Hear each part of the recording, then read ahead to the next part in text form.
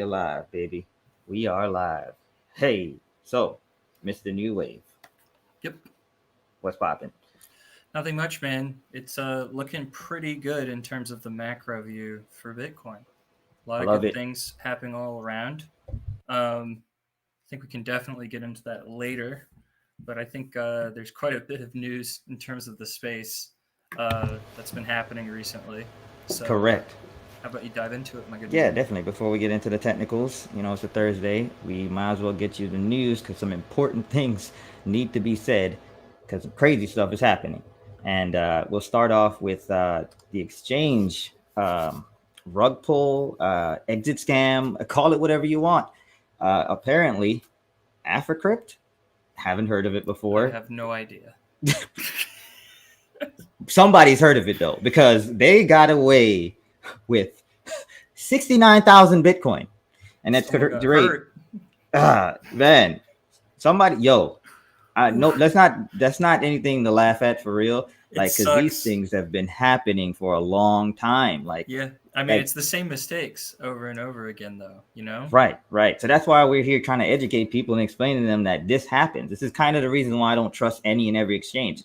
Exactly why I'm not on BlockFi right now. Hmm. Like, it's intriguing, something to get out of that, but I don't know if the returns are worth me risking them shutting down or running off on the plug.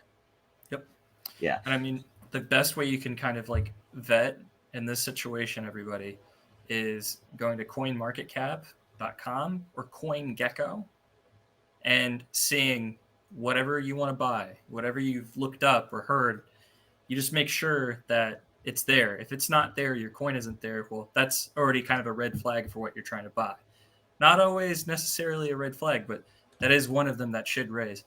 Then, if it is listed there, it'll tell you exactly where it is listed and where it's been verified by their team to make sure that you don't end up getting basically robbed. So, I mean, as always, a best practice is just to make sure that you are not denying yourself the research or the know how about where to go and find a reliable exchange if you so decide to use a centralized or decentralized, whatever it might be.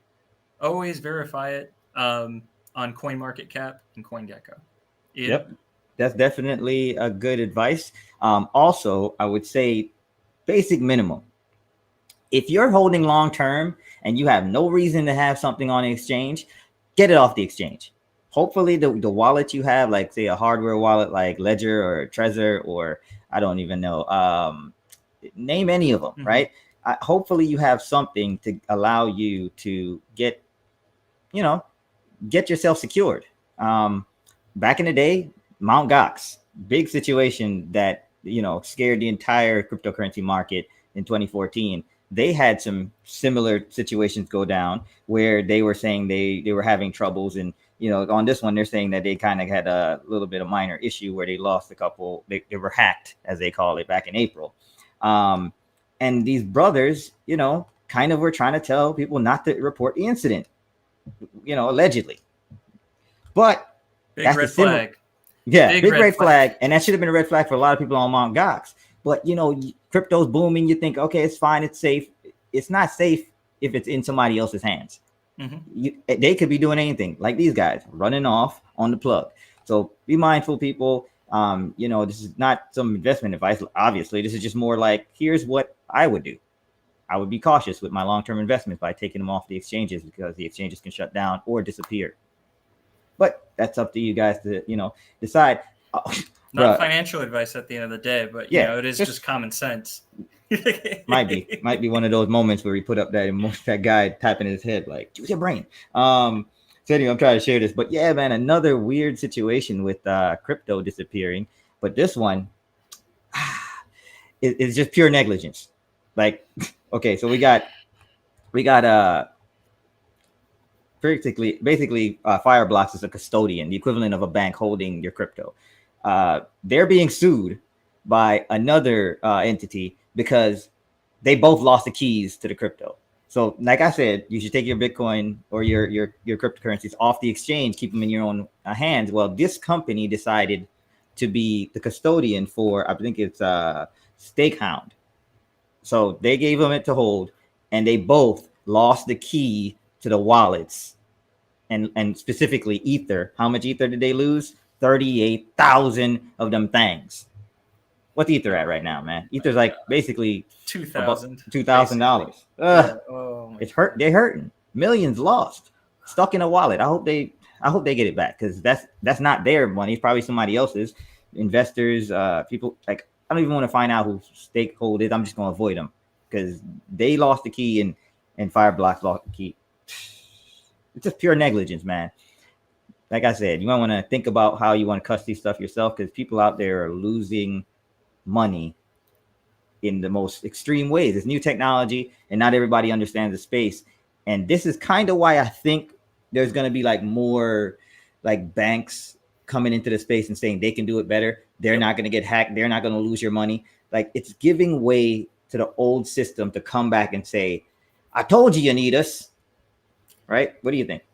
I think that some type of centralized output for retail is inevitable.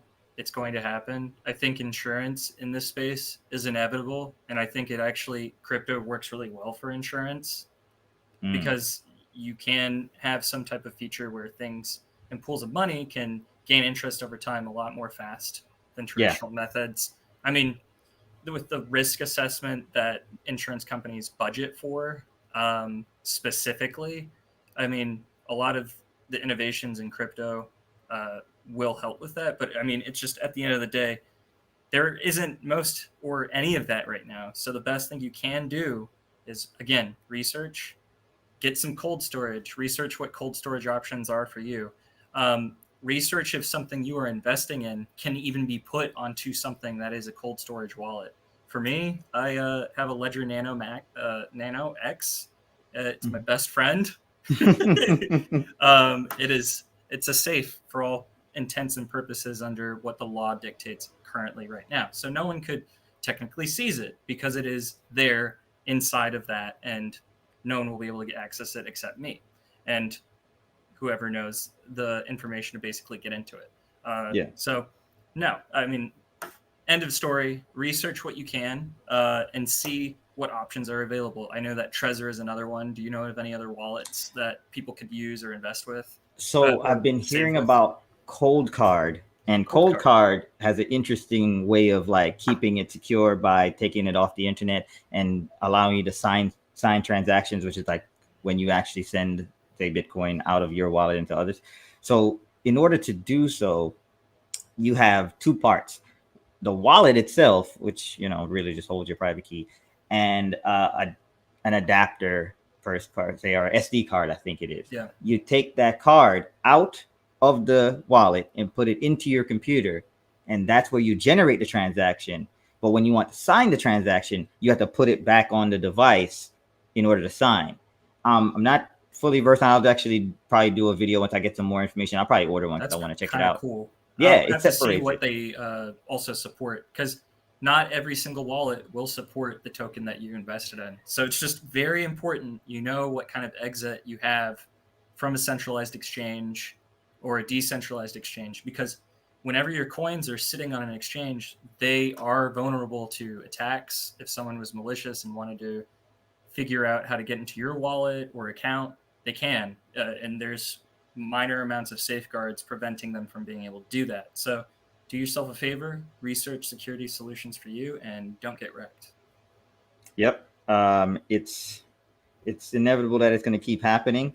Yes. So I'm kind of hoping that, you know, the innovation that's out there from the open source space expands faster and gets adopted faster. Just make it a little more easier before the big banks come in and the wealthy individuals that are already out there making millions, and they come and take over the space and try to promote, you know, a more centralized approach to a decentralized world. But it's inevitable. So hopefully we can fight the good fight for a while. But anyway, let's talk about some good news. You know what I'm saying? That New York vibe. You know what I'm saying? Forget Miami. Bad news over. Right, bad news over. Continuing. Yeah, it's good news. Go get right into the good news before we get to the technicals.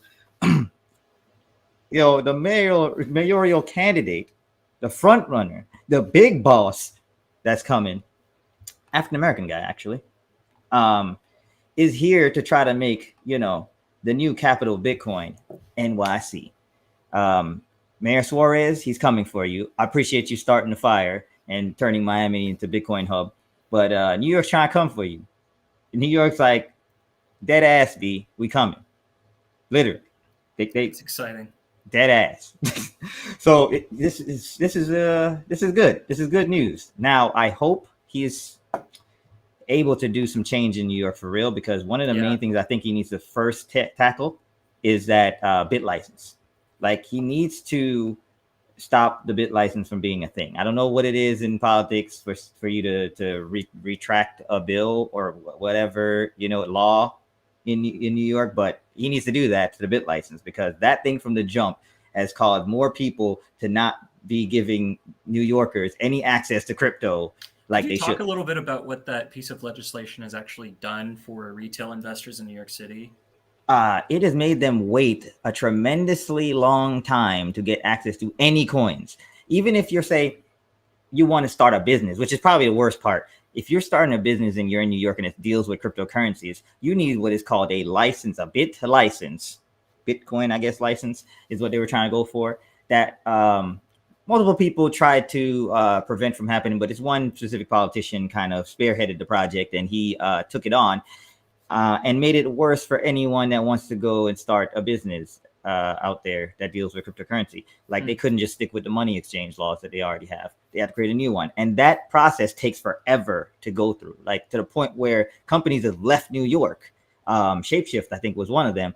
And Kraken, even. I think Kraken decided to leave there because they're just not playing fair. Like, they're scrutinizing everything.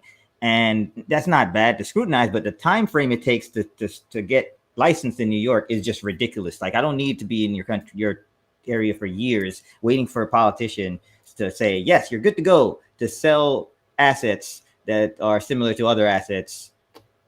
Like, what? Anyway, that's the real quick thing. And then the crazier part, the guy who spearheaded it left the government there and then started a company that helps other companies go through the bit license process. What kind of okie doke situation is that? Like, he's now the one you can go to who's going to spearhead your way through. It sounds like some normal shady stuff that happens in government, but I mean, it just seems like more money they're trying to grab. It just means that person's pocket isn't getting filled with some fiat currency, which isn't worth anything. So, it is what it is. Anyways. Right. And I heard Texas wants to be a center of Bitcoin, but they can't power themselves through a freeze or a... Yeah, you might want to talk about that, because you were there. You were there a minute ago for a while, where you experienced all the tragedies of the electricity system over there. I mean, unfortunately, some privatization kind of gives way to some of the infrastructure concerns when it comes to cryptocurrency. How are you going to have mining at full efficiency when you can't power the grid for ACs or heat or update it to standards? I mean, it just does not bode well for some politicians down there who want to push this forward or join the party or the craze, and they're not able to even do the bare minimum, which is energy. So, right. But interesting to see how many people are kind of jumping into the space now in terms of just mayoral candidates and also politics. Ian, did I lose you? Ian? I think we lost Ian. Well, I think we can continue. He'll probably be right back.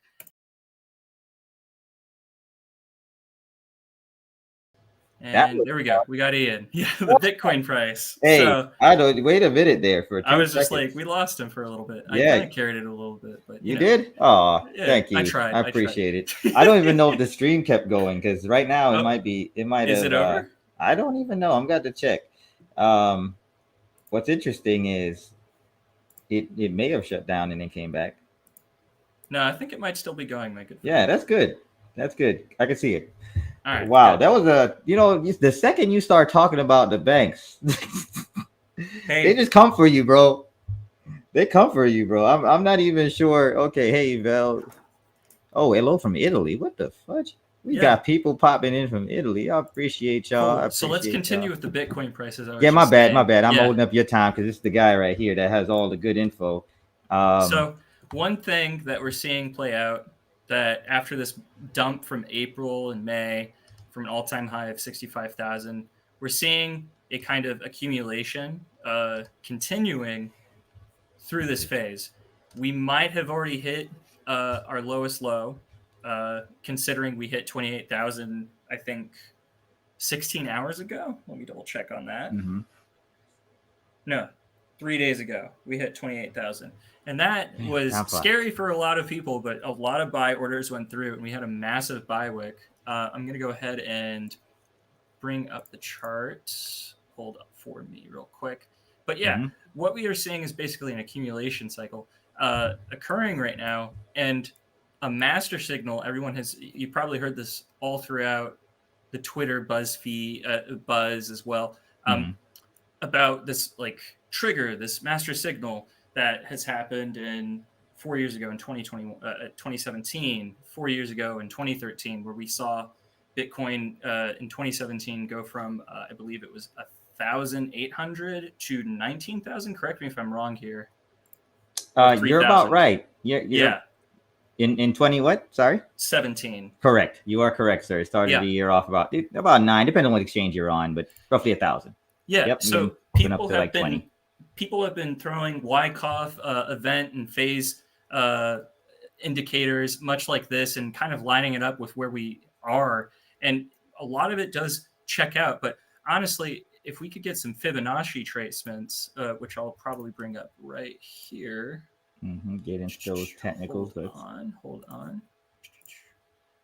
Love the green light just bouncing right there. It's like it's good stuff overall. Yep. That's what you're telling. Let me single this out a little bit. Let me zoom in on it for you. There you go. So on the daily, we're looking at the daily here. We're going to kind of just go through the macro trends, because whenever you're trading, whenever you're investing, not financial advice, it's just preference of mine. Weeklies and monthlies honestly give us the biggest picture about where exactly things are going and where things are headed. So let's go ahead and not do the fib tracement yet. And let's go back to 2017, shall we? So, 20,000 seems so small for a Bitcoin price now. But we see here that... Quick thing, I'm not seeing it. wrong share. All I see is your weird. Join for free on Do they the have trading view there. Let's see. How about that? Technical difficulties. Yep. Don't talk bad about any banks, and you won't have problems. We'll just be please let us live, banks. We're just trying to teach, not even teach. I'll just say tell people what we're up to. Are you still seeing the chart? So I suppose they have a new block from anyone trying to stream from a chart. Cheeky. So let's go to CoinMarketCap. Hello there. They are smart. TradingView is getting hip. Yeah, there we go. Man, we try to be, cost effective here. Keep all the gains. It's not about how much you make, it's how much you keep, people. So, we use the tools that are given to us. But of course, they like to play games. So let's go ahead and bring the chart up. Have the charts in there.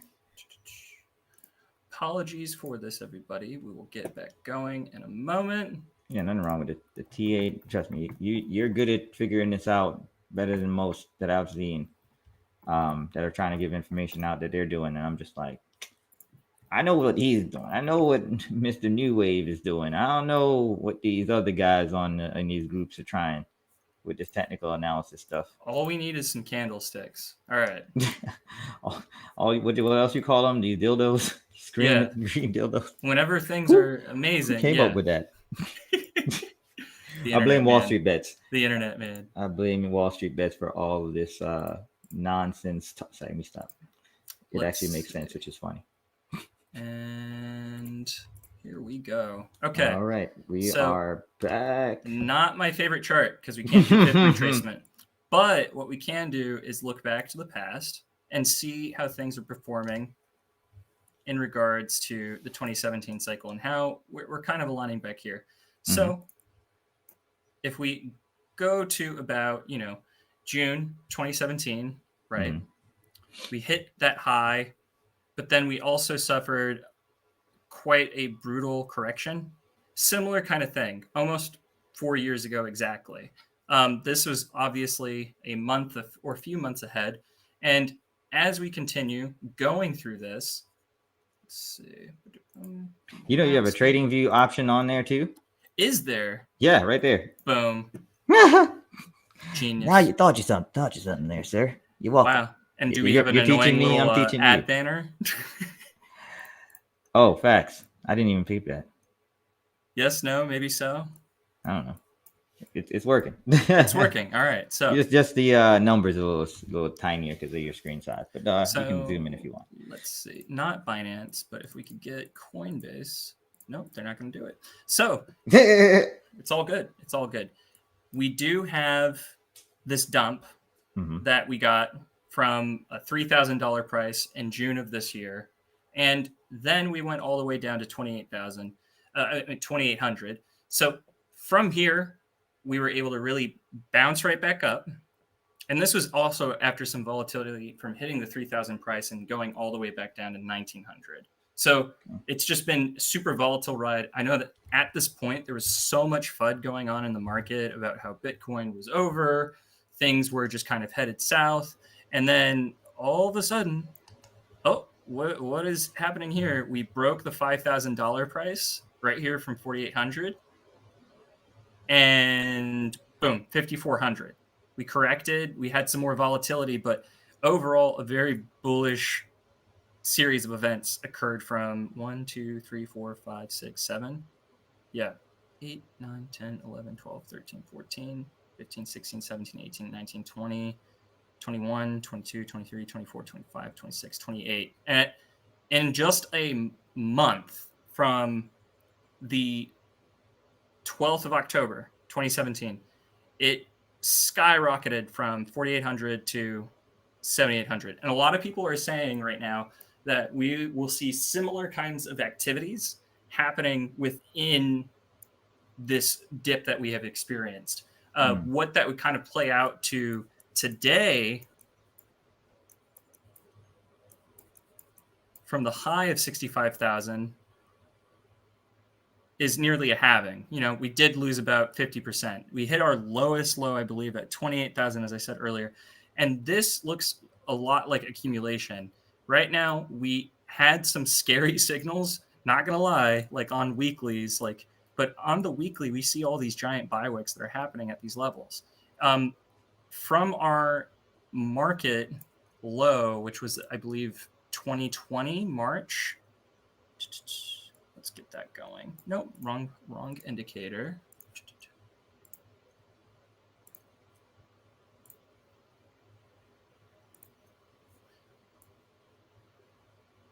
I'm usually better prepared for this. Well, so you are using a whole different version of Trading View because they're being interesting right now, very tactical.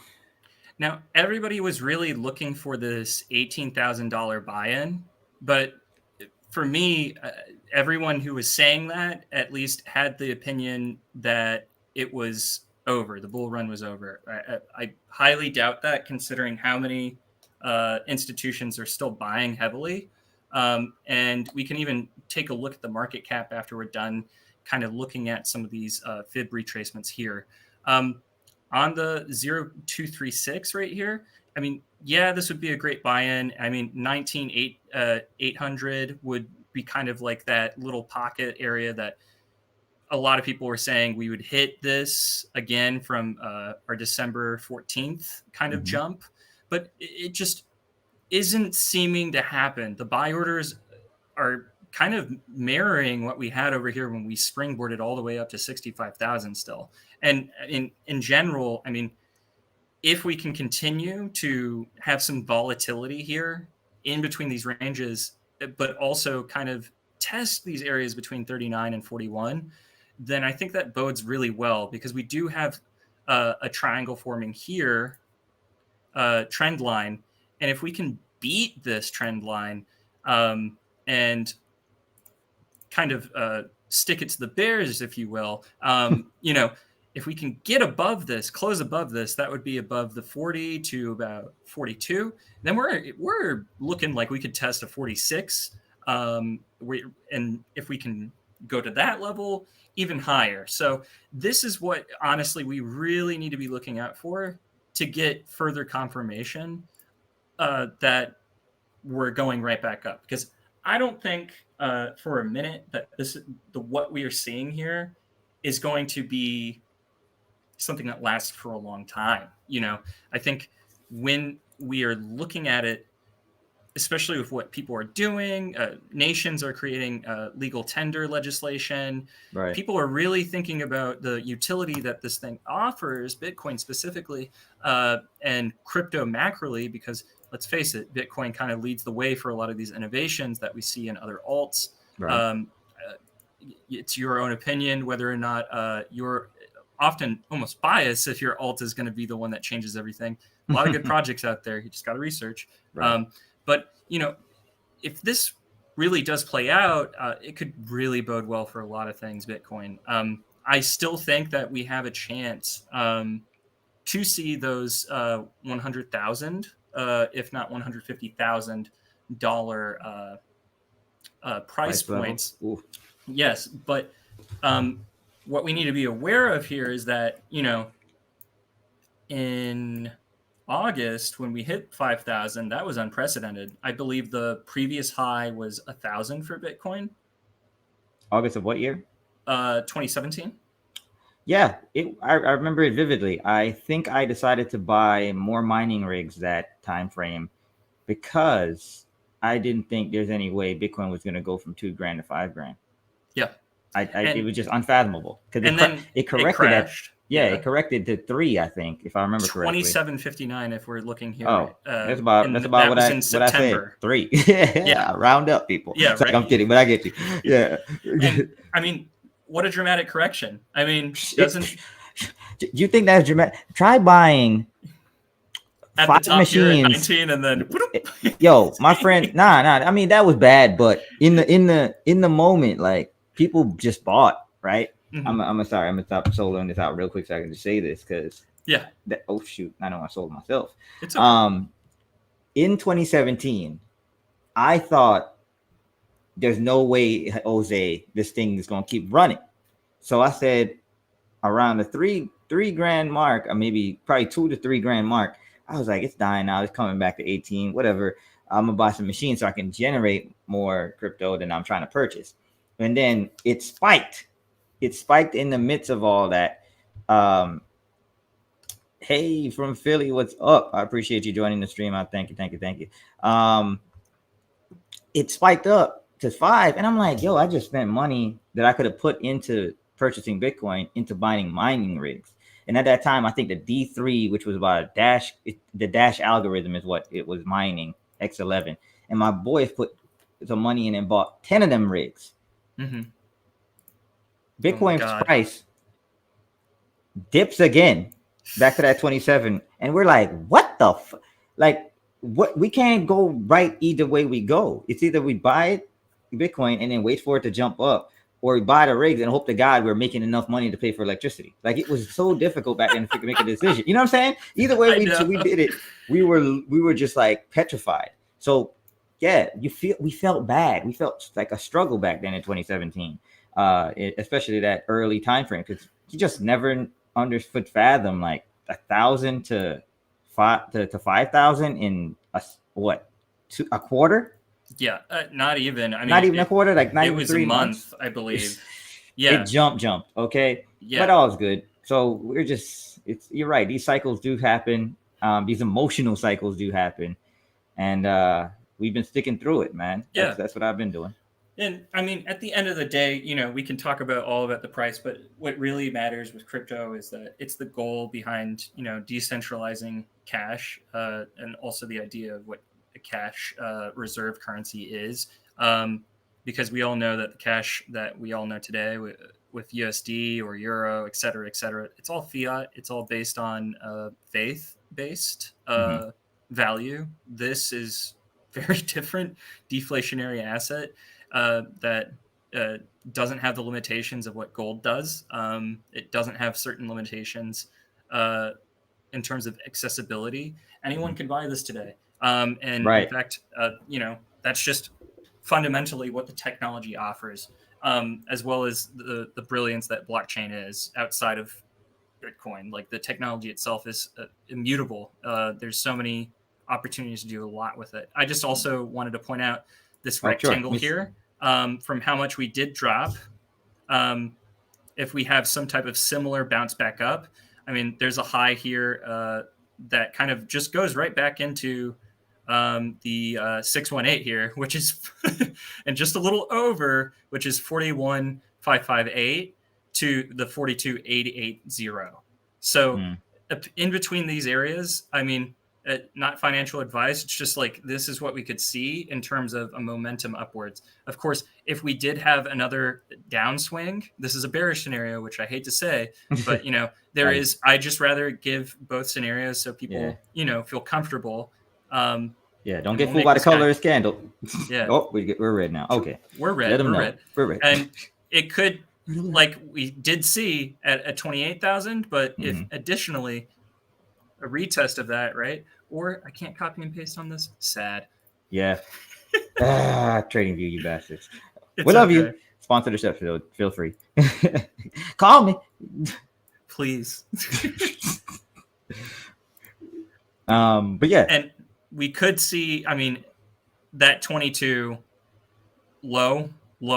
Like, I mean, that would be devastating, right? But if this played out, like this, for example,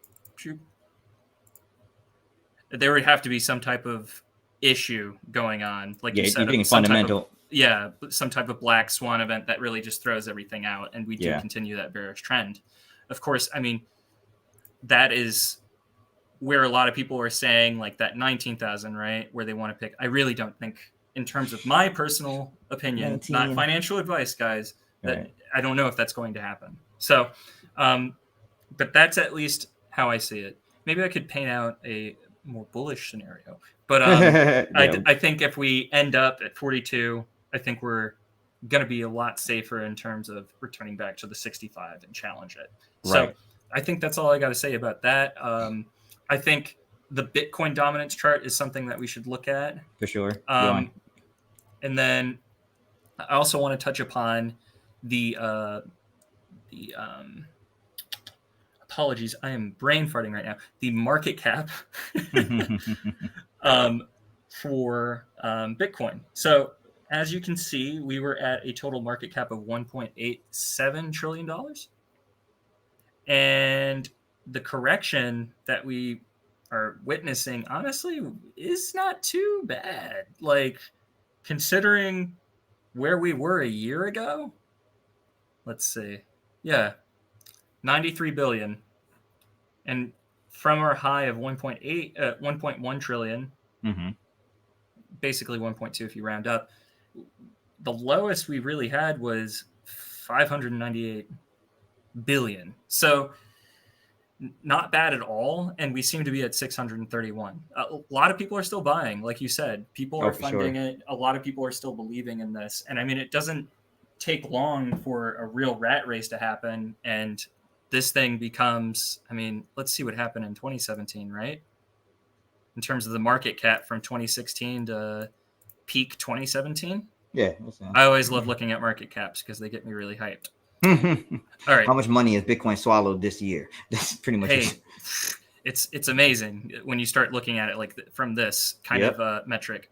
We had only 5 billion, I think. Yeah, 5 billion. And this was 2016 January. Some shitcoins have 5 billion right now. I'm not going to drop any names on them, but you already know. It's true. I mean, shitcoins have 5 billion. So, and then we opened the year. Where we came from. We opened the year. I mean, it's very important to kind of look at these things. Why is it still 2016? Is that playing jokes on me, or hold on? You already know it's CoinMarketCap playing games, of course. Well, I'm opening. That too. That's why. Okay. So that was 2016. So that wasn't even with 2017 in mind, right? Then all of a sudden, December, I think 15th was the high. That was 329 billion. So what did we start out with at the beginning of the year? At the end of 2016? Yeah, this was the 2nd of January. That was 16 billion. Yeah, still nothing. So in terms of that, 329 divided by 16. That's a 20x factor from the beginning of that year. And that's what I've always just been kind of wary of. Like when we talk about the cycle here, like people still aren't done investing in this thing, you know, like people still are very, very, very, very bullish on this thing in terms of what they plan to do and what they're investing. But I mean, but the people that are those people who have been through this, right? They've seen it before. They're a little bit veterans because they probably at least witnessed one bull run. So their expectation is 10x or better, not this measly like doubling of my money. They're not seeing that as enough.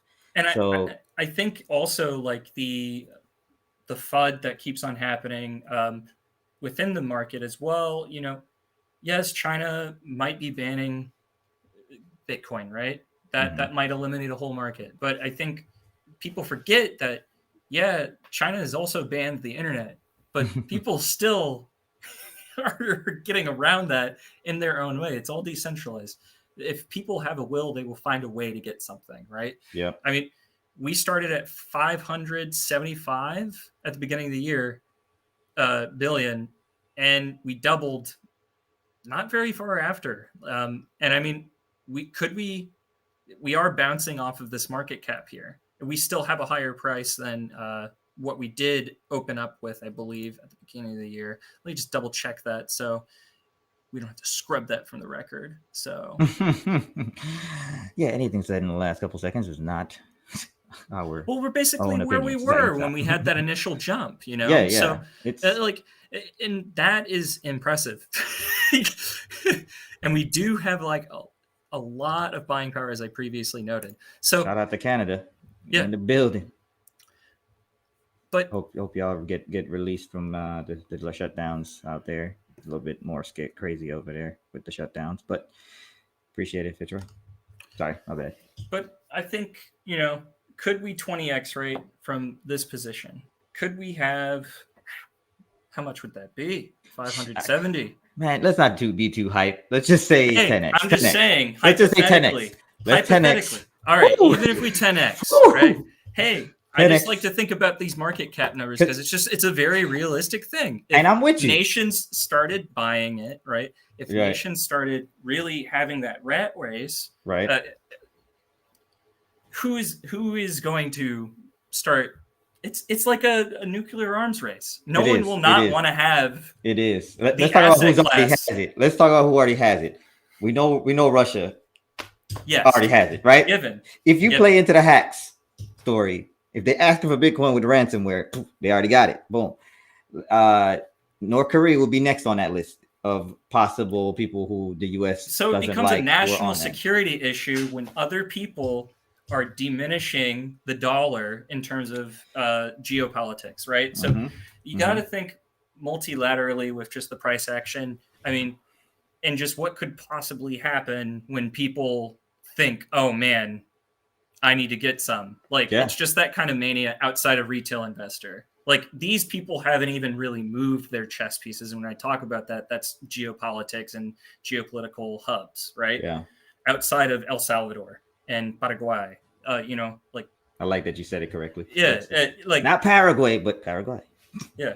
And like, Argentina is now getting in there, right? Yeah, like, Argentina needs it, man. I don't know what the heck they were doing like in 2017, but it felt like they were stealing their people's money. And I'm hoping it doesn't happen again. But crypto is here to help. It's stability for them too, because at the end of the day, like, it's not being controlled by juntas or any type of government that would want to seize their cash. So I think, you know, as we get closer to the end of the year and also the end of summer, I think there's going to be some really important price action moments that are going to frankly shock people. That's my opinion. That's my bias. It's not financial advice, but it is what I have seen in the space. And it's just what I want to share with you guys today. So, Totally respect it, man. I am sorry if I was too repetitive here. Nah, you gotta get it all. We live, baby. People might come hop in and hop out. You know what I'm saying? I appreciate those watching. Thank you guys. Means a lot for people to even tap in on this. I know people watch it after, but to be on the stream, shouting out where they from. We got somebody from Italy that came in, loving it. But yeah, the TA, man, technical analysis that you gave, it is some good stuff. I wish that we didn't love it. get totally steamrolled by TradingView's new piece of software, apparently, for not sharing. I don't know. That might have been just a glitch with what we're currently using, but we'll definitely be a little bit more prepared next time. Well, for sure. Testing out some streaming apps. Feel free to let us know what streaming app you guys are using if you're streaming. Share your own link. Let me watch. Yeah, we have torn this thing up and no one wants to come back. But I appreciate y'all once again. Stay tuned for more TA. New Wave. How are we gonna get some more of this if they don't see me live streaming with you? How do they get on your wave? You can follow me at Twitter at newwavecrypto.com, one word. And I am trying to build a YouTube. Slow to start. I do have another job that I do outside of this. Oh, man. So I wish I could show. I wish you had time to show them what you do, but maybe another day. Yeah, it's some good stuff, man. I'm gonna quit my job and come work for you the way you move it. So, we'll get it going soon enough. But you can follow me on Twitter there, and I post on mostly just new proof of stake tokens. I talk about the state of Bitcoin and also just other projects out there. Like usually my man was on Sheeb early, but anyway, you just be scouring the internet and giving gems, man. That's why I'm like, I love the group we're in because it's all about risk management. Everybody, like, seriously, figure out what your risk management is. If you can't only invest what you can afford to lose. At the end of the day, we're just two people who have had our own versions of success, and it's by no means something that is emulatable, but also it could be. It just is a matter of what you do in terms of your research and what you do to make sure that you are assessing the risk management in your particular situation. So it's your money. Don't let us control it. Yep. It's not ours. So do what you got to do to make sure your money is secure. Yep. All right, bro. I appreciate it. Until next time, we out. Peace. And don't get wrecked.